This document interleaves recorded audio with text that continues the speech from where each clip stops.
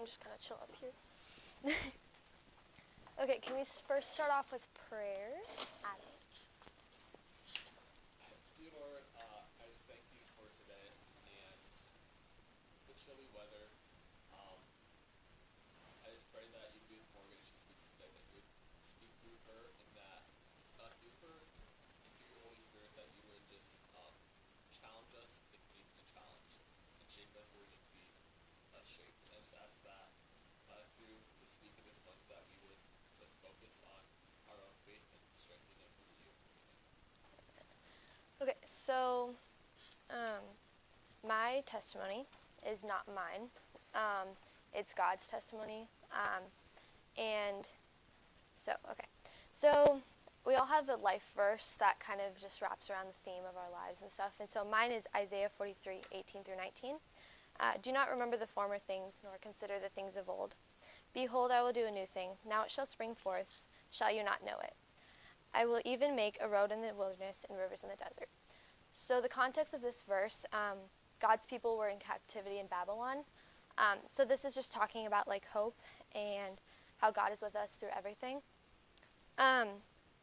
This verse has impacted my life more than I could imagine. Just been through a lot of rough things that sometimes when I look back on it, it was difficult, but I've grown through it, and I'm thankful to God for putting me through that.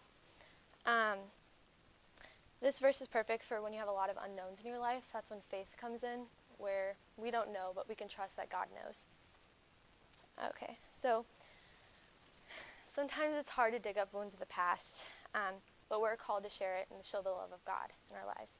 So Philippians 1:12 says, "But I want you to know, brethren, that the things which happened to me have actually turned out for the furtherance of the gospel." I'm not sharing my testimony to say, oh, this is what I've been through, oh, poor me, I'm a victim or whatever.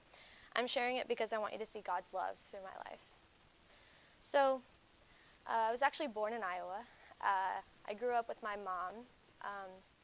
My parents divorced when I was 2, so I just lived with my mom, and it was a lot of fighting and constant, I would call it like verbal abuse, because she would always yell at me and things would happen. It was just messy.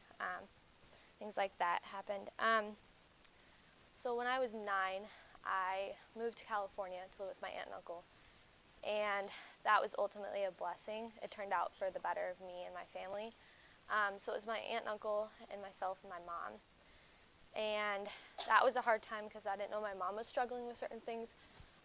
She was addicted to smoking.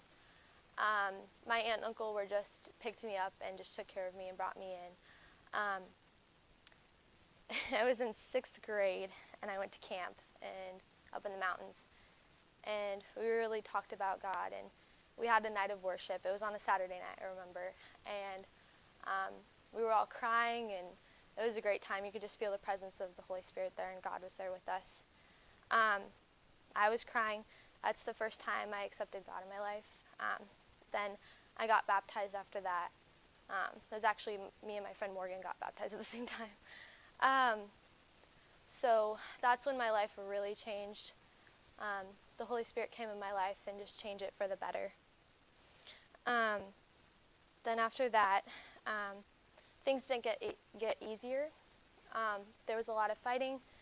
Still, when I turned 15, my mom, she would lie to us a lot about things. And she said these words that still kind of haunt me. She said, "I'd rather put you up for adoption than keep you." And that really hit me. Just a second. It's just hard when your own mom says that she doesn't want to keep you. And then, so that's when I went to live with my aunt and uncle. And so my mom moved out, and I lived with my aunt and uncle, which they were loving and caring. And then after that, my aunt got cancer, and so that's when I moved back here this past summer. So I started my junior year here, and I got connected with an amazing church, a lot of good group of friends, godly friends. God's really used my experiences through my life. I think it was May 2016, my aunt passed away from cancer.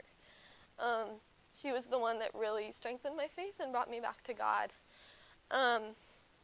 It's hard to hear, certain things that happen in your life, but you know that God uses them for good reasons, and things that we don't realize that happen, there's a lot of unknowns, but I know that God has a better plan that I realize right now, even in these times, of hardship and different things.